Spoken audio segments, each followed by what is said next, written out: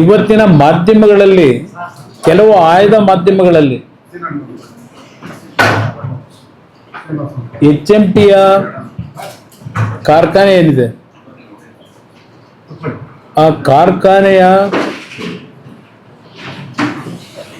ಭೂಮಿಯ ಬಗ್ಗೆ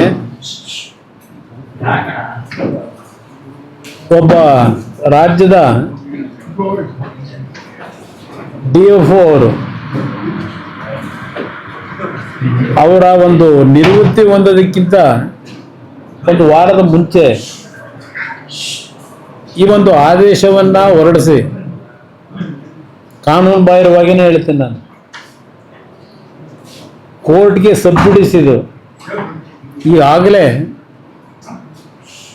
ಈ ಒಂದು ಭೂಮಿಗೆ ಸಂಬಂಧಪಟ್ಟ ಹಾಗೆ HMT ಮತ್ತು ರಾಜ್ಯ ಸರ್ಕಾರದ ನಡುವೆ ಇನ್ನೂ ಮ್ಯಾಟರು ಕ್ಲೋಸ್ ಆಗಿಲ್ಲ. ಇವತ್ತು ಅಲ್ಲಿ ವಾದ ಪ್ರತಿವಾದದ ಹಂತದಲ್ಲಿ ಇರ್ತಕ್ಕಂಥದ್ದೇನಿದೆ, ಈ ಅಧಿಕಾರಿಗೆ ಯಾವುದೇ ಈ ರೀತಿಯ ಒಂದು ಆದೇಶವನ್ನು ಮಾಡ್ತಕ್ಕಂಥದ್ದಕ್ಕೆ ಕಾನೂನು ಬಾಹಿರವಾಗಿ ತೆಗೆದುಕೊಂಡಂಥ ನಿರ್ಧಾರ ಏನಿದೆ, ಕೋರ್ಟ್ನ ತೀರ್ಪು ಬರದೆ ಇವರೇ ಏಕಾಏಕಿ ಏನೋ ಒಂದು ಸುಮೋಟೋ ತಗೊಂಡಿದ್ದಾರೆ ನಿರ್ಧಾರ. ಬಹುಶಃ ಈ ರಾಜ್ಯದ ಕಾಂಗ್ರೆಸ್ ಸರ್ಕಾರಕ್ಕೆ ಯಾವುದೇ ಸರ್ಕಾರಿ ಸ್ವಾಮ್ಯದ ಕಾರ್ಖಾನೆಗಳು ಉಳಿಬಾರದು ಅಂತಕ್ಕಂಥದ್ದು ಇವರು ತೀರ್ಮಾನಕ್ಕೆ ಬಂದಿದ್ದಾರೆ. ಈ ಸರ್ಕಾರದ ಹಲವಾರು ರೀತಿಯ ತಪ್ಪು ನಿರ್ಧಾರಗಳಿಂದ ಈಗಾಗಲೇ NGFನ ಭೂಮಿಯ ಒಂದು ಅಕ್ರಮಗಳನ್ನೇನು ನಡೆಸಿದ್ರು, ಇವತ್ತು ಈ ಒಂದು ನಿಮ್ಮ ಮೈಸೂರು ಪೇಪರ್ ಮಿನರಲ್ಸು ಅದರ ಹಣೆಬರ ಏನಾಗಿದೆ ಶಿವಮೊಗ್ಗದಲ್ಲಿ. ಈ ಕಾರ್ಖಾನೆಯನ್ನು ನಾವು ಪುನಶ್ಚೇತನಗೊಳಿಸಬೇಕು ಅಂತ ಹೇಳಿ ನಾನು ಕೇಂದ್ರದಲ್ಲಿ ಮಂತ್ರಿ ಆದಮೇಲೆ ಕೇಂದ್ರ ಸರ್ಕಾರದ ಒಂದು ಡಿಸ್ಇನ್ವೆಸ್ಟ್ಮೆಂಟ್ನ ತೀರ್ಮಾನಗಳೇನಾಗಿದೆ ಅದನ್ನು ಹಿಂಪಡೆದು ಕ್ಯಾಬಿನೆಟ್ನಲ್ಲಿ ಈ HMTಯ ಒಂದು ಕಾರ್ಖಾನೆಗಳಿಗೆ ಪುನಶ್ಚೇತನ ಕೊಡಬೇಕು ಅಂತ ನಾನು ಹೊರಟಂಥ ಸಂದರ್ಭದಲ್ಲಿ ಕಳೆದ ಬಹುಶಃ 1 ವರ್ಷದಿಂದ ಹಿಂದೆ ಇದ್ದಂಥ ಅರಣ್ಯ ಸಚಿವರನ್ನು ಒಳಗೊಂಡಂತೆ HMTಯ ಭೂಮಿ ಮೇಲೆ ಇವರ ಅತಿಕ್ರಮಣ ಅಂತೀನಿ ನಾನು ಮಾಡಲಿಕ್ಕೆ ಹೊರಟಿರ್ತಕ್ಕಂಥದ್ದು ಸರ್ಕಾರ, ರಾಜ್ಯ ಸರ್ಕಾರ. ಈ ಕಾರ್ಖಾನೆ ಪ್ರಾರಂಭ ಆಗಿದ್ದು 1960-65 ಆಸ್ಪಾಸ್ನಲ್ಲಿ. ಮೈಸೂರು ಅರಸರು ಆ ಒಂದು ಸಂದರ್ಭದಲ್ಲಿ ಇನ್ನೂ ನಮ್ಮ ಫಾರೆಸ್ಟ್ನ ಕೆಲವು ಆ್ಯಕ್ಟ್ಗಳು ಬರೋದಕ್ಕಿಂತ ಮುಂಚೆನೇ ಅದೆಲ್ಲ ಒಂದು ಭಾಗ ಆಮೇಲೆ ಚರ್ಚೆ ಮಾಡ್ತೀನಿ. ನಿರಂತರವಾಗಿ HMT ಕಾರ್ಖಾನೆ ದೇಶದಲ್ಲೇ ಪ್ರಥಮ ಸ್ಥಾನದಲ್ಲಿ ಸಾವಿರಾರು ಕುಟುಂಬಗಳ ಬದುಕಿಗೆ ಶಕ್ತಿ ತುಂಬಿದಂಥ ಒಂದು ಕಾರ್ಖಾನೆ ಇದು. ಇದು ಬರೀ ಕೇವಲ ಕರ್ನಾಟಕದಲ್ಲಿ ಅಷ್ಟೇ ಸೀಮಿತವಾಗಿಲ್ಲ. ಹೈದರಾಬಾದ್ನಲ್ಲಿ ಸುಮಾರು 1200 ಎಕರೆ ಭೂಮಿ ಇದೆ ಒಡೆತನದಲ್ಲಿ HMT. ಈ ಬೆಂಗಳೂರು ಕರ್ನಾಟಕದಲ್ಲಿದ್ದಂಥ HMTಯಲ್ಲಿ ಬಂದಂಥ ಲಾಭಾಂಶದಲ್ಲಿ ಯಾವುದೇ ರೀತಿಯ ಸರ್ಕಾರದ ನೆರವುಗಳು ದೊಡ್ಡ ಮಟ್ಟದಲ್ಲಿ ದೊರಕದೇ ಇದ್ದರು. ದೇಶದ 6 ಭಾಗದಲ್ಲಿ ಬೆಂಗಳೂರಿನಲ್ಲಿ ಉತ್ಪಾದನೆ ಅಂತ ಸಂಪತ್ತಿನಿಂದ ಹಿಂದೆ ಈ HMTಯ ಸ್ವಾಮ್ಯ ಅಡಿನಲ್ಲಿ ಕಾರ್ಖಾನೆಗಳು ಪ್ರಾರಂಭ ಆಗಿ ನಡೆದಂಥದ್ದು ಯಶಸ್ವಿಯಾಗಿ. ಪಕ್ಕದ ಕೇರಳದಲ್ಲಿ ಕಾಲಾಮಸೂರಿ ಅಂತಕ್ಕಂಥ ಪ್ರದೇಶದಲ್ಲಿ ಒಂದು ಒಳ್ಳೆಯ ಉತ್ತಮವಾದಂಥ ಕಾರ್ಖಾನೆ ನಡೀತಾ ಇತ್ತು, ಈಗಲೂ ನಡೀತಾ ಇದೆ. ಹೈದರಾಬಾದ್ನಲ್ಲಿ ನಡೀತಾ ಇದೆ. ಅಲ್ಲಿಂದ ಡೈರಿಗೆ ಸಂಬಂಧಪಟ್ಟಂಥ ಮ್ಯಾನುಫ್ಯಾಕ್ಚರ್ ಮಾಡ್ತಕ್ಕಂಥದ್ದು ನಮ್ಮ ಉತ್ತರಾಖಂಡಲ್ಲಿ ನಡೀತಾ ಇರತಕ್ಕಂಥದ್ದು ಇರ್ಬೋದು. ಹೀಗೆ ಹಲವಾರು ಭಾಗದಲ್ಲಿ, ಮತ್ತು ಪಿಂಜೋರ ಅಂತೇಳಿ HMT ಟ್ರ್ಯಾಕ್ಟ್ರಿಗಳು ಒಂದು ಕಾಲದಲ್ಲಿ ಭಾಳ ಫೇಮಸ್ ಇತ್ತು. ಅದು ದೊಡ್ಡ ಮಟ್ಟದಲ್ಲಿ ನಡೆದಂಥದ್ದು, ಇವತ್ತು ನಿಷ್ಕ್ರಿಯವಾಗಿರ್ತಕ್ಕಂಥದ್ದು. ಇದೆಲ್ಲವನ್ನು ನಾನು ಗುರುತಿಸಿ ಕೇಂದ್ರದ ಸರ್ಕಾರ, ಪ್ರಧಾನಮಂತ್ರಿಗಳು, ಗೌರವಾನ್ವಿತ ಪ್ರಧಾನಮಂತ್ರಿಗಳು ಮತ್ತು ಆರ್ಥಿಕ ಸಚಿವರು ಅವರನ್ನು ಇವತ್ತು ಹಲವಾರು ಬಾರಿ ಭೇಟಿ ಮಾಡಿ ಸದ್ಯದಲ್ಲೇ ಬಹುಶಃ ಮೊನ್ನೆ ನಡೀಬೇಕಾಗಿತ್ತು ಈ ಒಂದು ಕಾರ್ಖಾನೆಗೆ ಸಂಬಂಧಪಟ್ಟಂಥ ರಿವೈವಲ್ಗೆ ಪ್ಲ್ಯಾನ್ ಇದೇನು ಕೊಟ್ಟಿದ್ದೇವೆ ನಾವು ಆರ್ಥಿಕ ಇಲಾಖೆಗೆ. ಪ್ಯಾರಿಸ್ಗೆ ಹೋಗಬೇಕಾದಂಥ ಹಿನ್ನೆಲೆಯಲ್ಲಿ ಆರ್ಥಿಕ ಸಚಿವರು ಅದನ್ನು ಮುಂದಿನ ವಾರಕ್ಕೆ ಅಂತೇಳಿ ನಿಗದಿ ಮಾಡಿತ್ತು ಸಮಯ.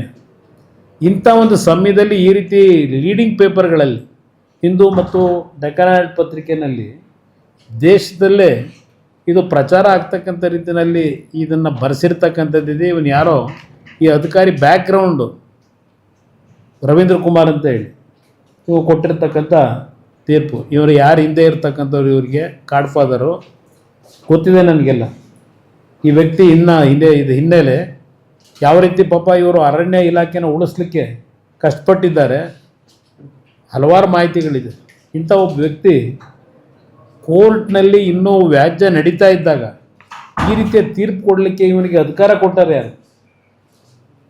ಇವತ್ತು ಈ ಕಾರ್ಖಾನೆಗಳು ಉಳಿಬಾರ್ದು ಅನ್ನೋದೇ ಕರ್ನಾಟಕದಲ್ಲಿರ್ತಕ್ಕಂಥ ಈ ಸರ್ಕಾರಗಳ ನಡವಳಿಕೆ.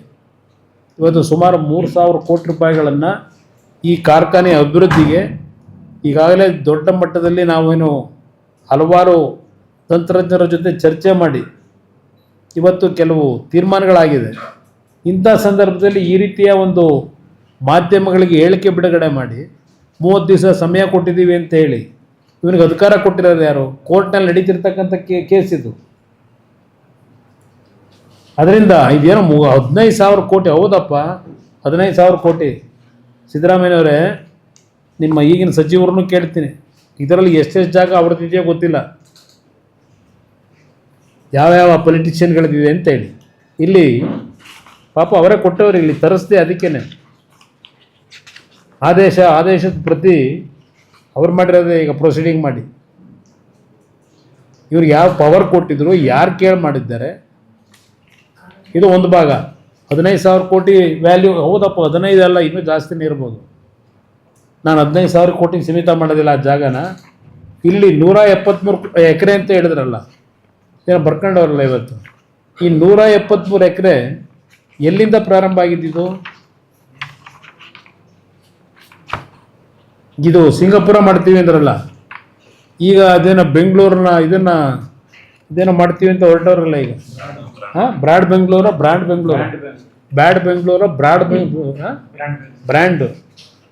ಬ್ರ್ಯಾಂಡ್ ಮಾಡಕ್ಕೆ ಹೊರಟವ್ರಲ್ಲ. ಇದು ಯಾವ್ಯಾವ ಡೇಟ್ನಲ್ಲಿ ಈ 173 ಎಕರೆ ಸೇಲ್ ಮಾಡಿರೋದು? ನಾನು ಮುಖ್ಯಮಂತ್ರಿ ಆದಾಗ 2006ರಲ್ಲಿ ಈ ವಿಷಯ ಗಮನಕ್ಕೆ ಬಂದ ಮೇಲೆ 1 ಇಂಚ್ ಭೂಮಿಯನ್ನು ರಿಜಿಸ್ಟ್ರೇಷನ್ ಆಗಬಾರ್ದು ಅಂತೇಳಿ ಈ ರಿಜಿಸ್ಟ್ರಾರಿಗೆ ನಾನು ಪತ್ರ ಬರೆದು ಸರ್ಕಾರದಿಂದ ಡೈರೆಕ್ಷನ್ ಕೊಟ್ಟು ನಿಲ್ಲಿಸಿದೆ. ಅದಕ್ಕಿಂತ ಮುಂಚೆ ಯಾವ್ಯಾವ ಇಯರ್ನಲ್ಲಿ ಎಷ್ಟೆಷ್ಟು ಎಕರೆ ಸೇಲ್ ಯಾರಿಗೆ ಮಾಡಿದ್ದಾರೆ, ಸರ್ಕಾರದ ಸ್ವಾಮಿಗೆ ಕೊಟ್ಟಿದ್ರೆ ಬೇರೆ, ಕೆಲವು ಕೊಟ್ಟಿದ್ದಾರೆ ಇಸ್ರೋಗೆ ಮಗದೊಂದಕ್ಕೆ, ಅದು ಸರ್ಕಾರದ ವ್ಯಾಪ್ತಿಯಲ್ಲೇ ಇರ್ತಕ್ಕಂಥದ್ದು. ಕೆಲವು ಪ್ರೈವೇಟ್ನವ್ರು ಕೊಂಡ್ಕೊಂಡು ಯಾರು ಇವ್ರಿಗೆ ಕೊಟ್ಟವರು, ಯಾರು ಪರ್ಮಿಷನ್ ಕೊಟ್ಟವರು, ಇದರಲ್ಲಿ ಯಾರ್ಯಾರ ಪಾತ್ರ ಇದೆ? ನಾನು ಹಿಂದೆ ಜಕ್ಕೂರ್ ಪ್ಲ್ಯಾಂಟೇಷನ್ದು ಹೇಳಿದೆ. ಜಕ್ಕೂರ್ ಪ್ಲ್ಯಾಂಟೇಷನ್ನು 170 ಎಕರೆ ನಿಮ್ಮ ವೈಮಾನಿಕ ತರಬೇತಿ ಕೊಟ್ಟಿದ್ದು ಬೇರೆ ಆ ಜಕ್ಕೂರ್ ಪ್ಲ್ಯಾಂಟೇಷನ್ನಲ್ಲಿ. ಇನ್ನು ಈ ಕಡೆ 170 ಎಕರೆ ಇದೆಯಲ್ಲ, ಇನ್ನೊಂದು ಭಾಗ 300 ಚಿಲ್ಲರೆ ಎಕರೆನಲ್ಲಿ, ಅಲ್ಲಿ ಯಾರ್ಯಾರು ಎಷ್ಟೆಷ್ಟು ಎಕರೆ ಭೂಮಿ ಖರೀದಿ ಅಂತ ತೋರಿಸ್ಕೊಂಡು ಡಾಕ್ಯುಮೆಂಟ್ನ ತಿದ್ದಿ ಆ ಜಕ್ಕೂರ್ ಪ್ಲ್ಯಾಂಟೇಷನ್ನಲ್ಲಿ ಯಾರ್ಯಾರು ಮನೆ ಕಟ್ಕೊಂಡವ್ರೆ, ಯಾರ್ಯಾರಿಗೆ ಸೇರಿದೆ, ಏನು ಬಡವರಿಗೆ ಕೊಟ್ಟಿದ್ದೀರಾ ಅಲ್ಲಿ? ಇದೆಲ್ಲ ತೆಗಿತೀರಾ ಸತ್ಯನ? ಏನೇನಿದೆ ಅಂತೇಳಿ ಎಲ್ಲ ವಾಪಸ್ ತಗೋತೀರಾ. 173 ಎಕರೆ ಆಯ್ತಪ್ಪ, HMT ಅವರ ಕೈ ಕೆಳಗಿರ್ತಕ್ಕಂಥ ಈಗಿನ ಭೂಮಿ. ಏಕೆಂದರೆ ಅಲ್ಲಿ ಡೆವಲಪ್ ಎಲ್ಲಿದೆ? ಅರಣ್ಯಲ್ಲಿ ಏನಾದರೂ ಫಾರೆಸ್ಟ್ ಇದೆಯಾ? ಅಲ್ಲಿ ಬಿಲ್ಡಿಂಗ್ಗಳಿದ್ದಾವೆ.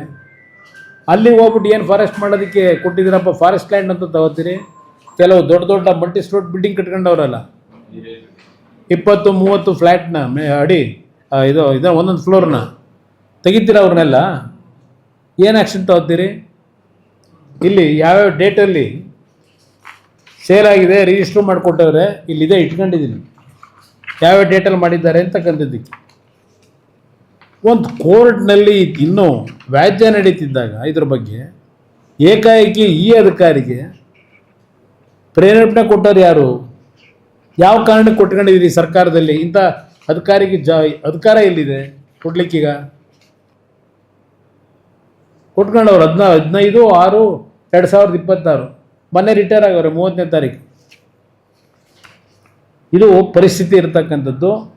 ನಾನು HMTಲಿ ಕೆಲಸ ಮಾಡ್ತಕ್ಕಂಥ ನೌಕರರಿಗೂ ಗಾಬರಿ ಆಗಬೇಕಾಗಿಲ್ಲ ಅಂತ ಹೇಳ್ತೀನಿ. ಇವತ್ತು HMTಯ ವಾಚ್ಗಳು ಸಂಪೂರ್ಣವಾಗಿ ಮುಚ್ಚೋಗಿತ್ತು ತಯಾರು ಮಾಡ್ತಕ್ಕಂಥದ್ದು. ಇವತ್ತು ಡಿಮ್ಯಾಂಡ್ ಮಾರ್ಕೆಟಲ್ಲಿ 1,000 ಮಾಡ್ತಾ ಇದ್ದಿದ್ದು ಈಗಾಗಲೇ ಮುಗಿದೋಗಿತ್ತಲ್ಲ, ಶುರು ಮಾಡಿ ಈಗ 9,000 10,000 ಪ್ರತಿದಿನ ಮಾಡ್ತಕ್ಕಂಥದ್ದಕ್ಕೆ ಈಗಾಗಲೇ ಒಂದು ಚಾಲನೆ ಕೊಟ್ಟಿದ್ದೇವೆ. ಇದು ಹಾಕಿರೋದು ಅಂಬೇಡ್ಕರ್ ಚಿತ್ರ ಇರತಕ್ಕಂಥ ವಾಚ್, ಇದು HMT ವಾಚ್. ಇವತ್ತು ಇದಕ್ಕೆ ಎನ್ಕರೇಜ್ಮೆಂಟ್ ಕೊಡಬೇಕು. ನೀವು HMT ವಾಚ್ ಅಷ್ಟೇ ಅಲ್ಲ, ಹಲವಾರು ಮೆಷಿನ್ ಟೂಲ್ಸ್ಗೆ ಇವತ್ತು ರಷ್ಯಾದ ಒಂದು ಕಂಪ್ನಿ ಸಹ ಒಂದು ನಮ್ಮ ಜೊತೆಯಲ್ಲಿ ಕೈ ಜೋಡಿಸ್ತಾ ಇದ್ದಾರೆ ಈಗ ಅದನ್ನು ಇಂಪ್ರೂವ್ ಮಾಡ್ತಕ್ಕಂಥದ್ದಕ್ಕೆ.